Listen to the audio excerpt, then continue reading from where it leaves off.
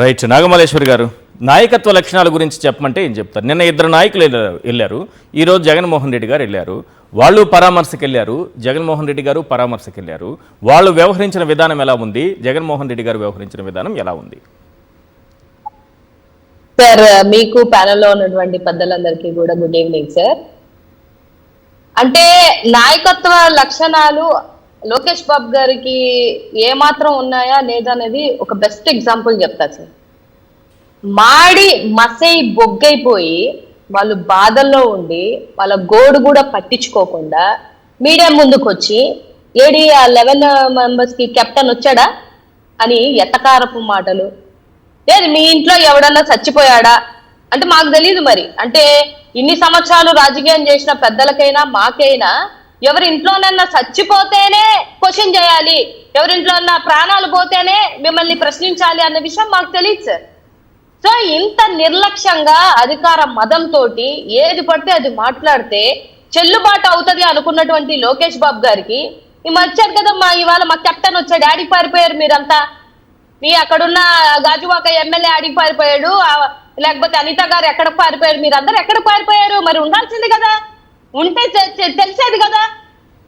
నిజంగా ఇవాళ ఒక ఓదార్పు కావాలి సార్ ఎవరికైనా. ఇప్పుడు మా ఇంట్లో ఎవరైనా చనిపోయినా లేకపోతే అకారణంగా ఎవరైనా మరణించినా కూడా ఎవరైనా ఏం కోరుకుంటారు? ఒక భరోసా, ఒక ఓదార్పు కోరుకుంటారు. ఇవాళ జగన్మోహన్ రెడ్డి గారు వస్తే వాళ్ళందరినీ ఆయన ఆప్యాయంగా దగ్గరకు తీసుకొని నేనున్నాను, నేను విన్నాను, నేను చేస్తాను అని ఇచ్చినటువంటి భరోసా ఎక్కడ? నువ్వు అక్కడ కూర్చొని సీరియస్ అయిపోయి నాకు బీపీలు పెరిగిపోతాయి. ఎందుకు పెరిగిపోతున్నాయి నీకు బీపీలు? నీకే బీపీ పెరిగితే మరి ఇంట్లో ఒక మనిషిని కోల్పోయి అసలు శవాలు ఎవరి కూడా గుర్తుపట్టుకోలేనటువంటి పరిస్థితిలో ఉండి వాళ్ళు అల్లాడిపోతున్నటువంటి పరిస్థితిలో వాళ్ళు గోడు నీకు గొడవగా ఉండేనంటే ఇంకా నువ్వు ఏం నాయకుడివి? నీలో ఉన్నటువంటి నాయకత్వ లక్షణాలు ఎక్కడున్నాయి సార్? ఒక్కడు చూపించమనండి. ఆయన ఏంటి పక్కపక్క నవ్వుతున్నారు? కోటి రూపాయలు ఏంటి వాళ్ళు అడిగితే ఇచ్చారని పక్కపక్క నవ్వుతున్నారు, పక్కన వాళ్ళతో జోకులు వేస్తున్నారు లోకేష్ గారు. ఆయన వేస్తారు సార్, జోకులు వేస్తారు. ఆయనకి ఏంటంటే అదేదో కామెడీ షో లాగా, జబర్దస్త్ షో లాగా అనిపించిందా మీకు? మీరు ఎందుకు వెళ్ళారు? 25 లక్షలు ఇవ్వడానికి నానా తంటాలు పడుతున్నారు. ఎక్స్గ్రేషియా ఏదో మీ హెరిటేజ్ నీ పాకెట్ లో నుంచి తీసేసినట్టు ఓ బిల్డప్ ఇచ్చి మాట్లాడుతున్నావు.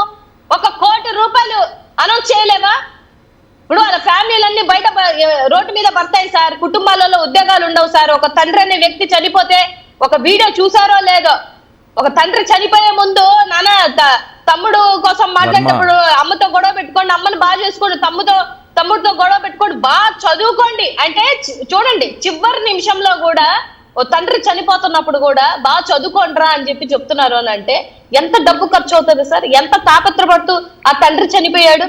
నీకు ఏమాత్రం కన్సర్న్ ఉందా? మానవత్వం అనేది ఉందా?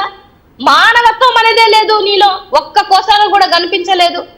గతంలో పాలిమర్స్ కి సంబంధించినప్పుడు జగన్మోహన్ రెడ్డి గారు 1 కోటి రూపాయలు ఇవ్వాలని ఓ పొలమని పరిగెత్తుకొని వచ్చారు. ఇవాళ ఎందుకు ఇవ్వలేకపోతున్నారు? మీరు దేనికి ఇవ్వలేకపోతున్నారు? 25 లక్షలు దేనికి పనికి వస్తాయి సార్? వాళ్ళు మెడికల్ కే అవుతాయి 50 లక్షల దాకా. మాడి మసైపోయారు, ఒళ్ళంతా 80%, 90%. కొంతమందికి కాలిపోయింది, కొంతమంది మరణించారు. కేజీహెచ్ దగ్గరికి వెళ్ళమనండి, తెలుస్తుంది ఎంతమంది ఎవరి శవం ఎవరిదని తెలియకుండా అల్లాడిపోయి ఇంట్లో వాళ్ళందరూ బాధపడుతుంటే ఒక ఆయన వస్తాడు, నాకు అవగాహనే లేదంటే. అవగాహన లేనప్పుడు ఎందుకు వచ్చావు నువ్వు? దేనికి వచ్చావు? సొగం నాలెడ్జ్ మాటలతో మాట్లాడడానికి ఏడ నువ్వు వచ్చి పోరాడి ప్రైవేటీకరణ ఆపావయ్యా? నాకు తెలియక అడుగుతాను. అంటే ప్రమాదం ఎలా జరిగిందో నేను చెప్పలేను అంటున్నారు. నాకు తెలియదు, నేను చెప్పలేను, నాకు అవగాహన లేదు, నన్ను అడిగితే ఎలా అంటున్నారు? పరిపాలన చేయడానికి నాకు అనుభవం లేదు, చంద్రబాబు నాయుడు గారు చేస్తారు, నేను ఆయనకి బానిసత్వం చేస్తాను అంటారు. ప్రమాదం ఎలా జరిగిందయ్యా, అసలు దాన్ని ఏమన్నా గుర్తించారంటే నన్ను అడుగుతారు ఎందుకు, నాకేం సంబంధం, నాకు అవగాహన లేదు అంటారు.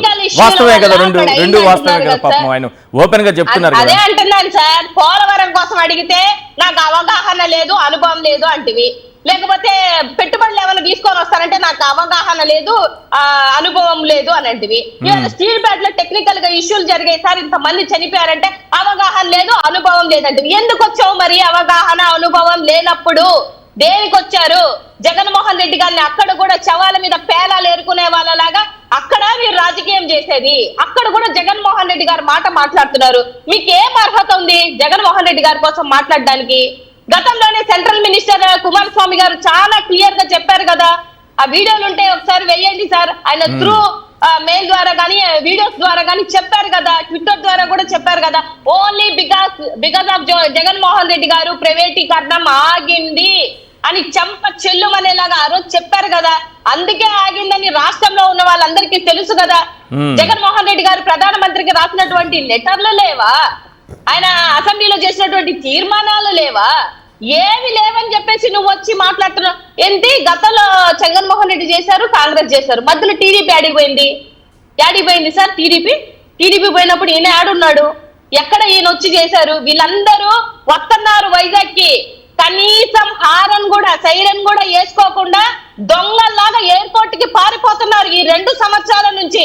ఎందుకు పారిపోతున్నారని కొత్త విషయం చెప్తున్నారా దగ్గర? అయ్యో సార్, ఇది నిజం, ఇది వాస్తవం. 2 సంవత్సరాల నుంచి ఎవరైనా ఈ ప్రోటోకాల్ వచ్చిన వాళ్ళందరూ అక్కడ ఉన్నటువంటి రాడిసన్ బ్లూ హోటల్లో ఉంటారు.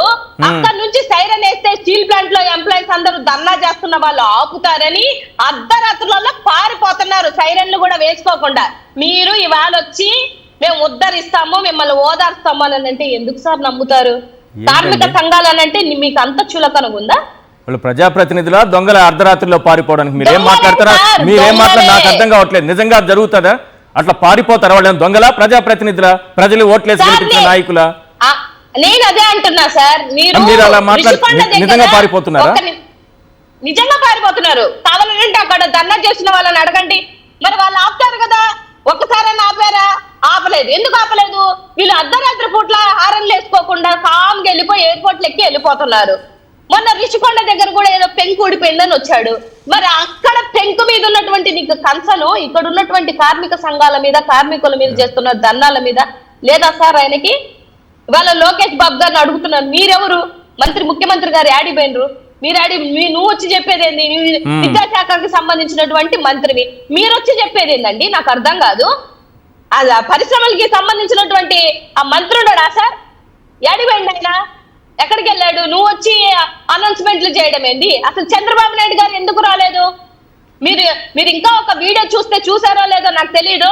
అక్కడ విలేకరులు ప్రశ్నించారు ఏమని? సార్, యాక్చువల్ గా ఎక్కువ మంది ఉండి చేయాల్సినటువంటి పని తక్కువ మంది చేయడం మూలాన, పని భారం మూలాన ఇలా జరిగిందంటే ఏం చెప్పాడు తెలుసా సార్? తెలివిగా ఎక్కువ మంది ఉంటే ఈ ఇన్సిడెంట్ లో ఎక్కువ మంది చచ్చిపోయేవాళ్ళు కదా. తక్కువ మంది చచ్చిపోయారు. అన్ని ఉద్యోగాలు తొలగించారు కదంటే తొలగించి మంచి పని అయింది, లేకపోతే ఎక్కువ మంది చచ్చిపోయేవాళ్ళని చెప్తున్నారు లోకేష్ గారు. ఎంత వెటకారం సార్! ఒక మనిషి ప్రాణం అంటే ఒక నాయకుడివి, మళ్ళీ రేపేదో ముఖ్యమంత్రి అయిపోతామని చెప్పేసుకుంటున్నారంట అందరికి. ఇట్లాంటి నాయకుడిని నేనైతే విద్యాశాఖ మంత్రికి ఏం సంబంధం మేడం? విద్యాశాఖ మంత్రి ఎందుకు వచ్చారు? ముఖ్యమంత్రి సార్, విద్యాశాఖ కోసం హోంశాఖ మంత్రి ఎక్కడ? పరిశ్రమల శాఖ మంత్రి ఎక్కడ? కోసమేమో ఇంకో మంత్రి మాట్లాడతారు. పరిశ్రమల శాఖ మంత్రి ఎక్కడ? కోసమేమో విద్యాశాఖ మంత్రి మాట్లాడతారు. ఏంది అసలు? మీకు ఎవరెవరికి ఏ శాఖలు ఇచ్చారో మీ శాఖల్ని మీరు చూసుకోరు, మీకు చాతనవదు. మళ్ళీ వీడికి వచ్చేసి మీరు బీపీలు పెరిగిపోయి బీపీ టాబ్లెట్లు వేసుకోకుండా వచ్చేసి అందరి మీద అరిస్తే అది కూడా బాధితుల మీద ఎవడన్నా అరుస్తాడా? బుద్ధి జ్ఞానం ఉన్న వాళ్ళు ఎవరైనా కూడా బాధితుల మీద మీ అరుపులేంది? నాకు అర్థం కావటం లేదు. 25 లక్షలు ఏం మీ సొమ్మ?